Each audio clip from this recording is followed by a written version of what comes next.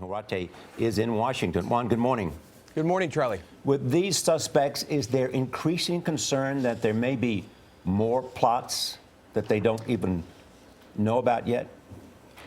Absolutely, Charlie. And European counterterrorism officials for a couple of years now have been worried about the 3,000 or so foreign fighters that have been flowing into Syria and Iraq and coming back to Europe and potentially posing a risk. And so they've been watching cells and networks for a number of years, have been making arrests and raiding sites for the last year or so.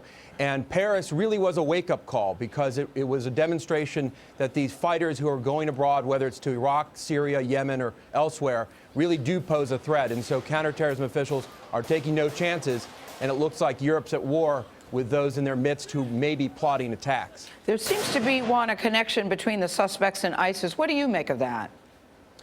Well, there may be, Gail. I think to the extent that these individuals are flowing into Syria and Iraq, they are making connections with and potentially training with groups like the Islamic State, also al-Qaeda-related groups like Jabhat al-Nusra.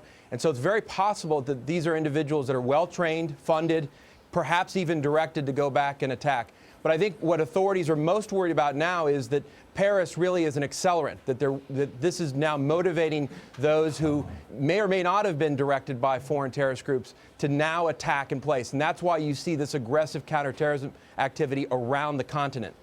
You know, it's interesting because we learned that the suspects in Paris had traveled to Yemen. We learned that the suspects in Belgium had traveled to Syria. I think the question many people have is here at home, are we keeping tabs on people who are traveling to those countries?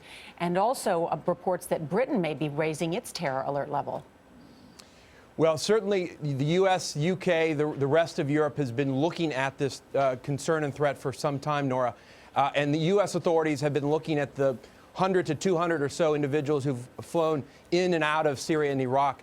But it's difficult. First of all, we've got blind spots. Individuals who are traveling to Syria and Iraq flow through Turkey. It's hard to monitor.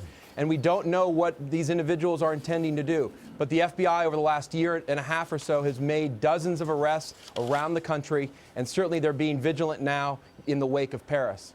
All right, Juan Zarate, thank you so much.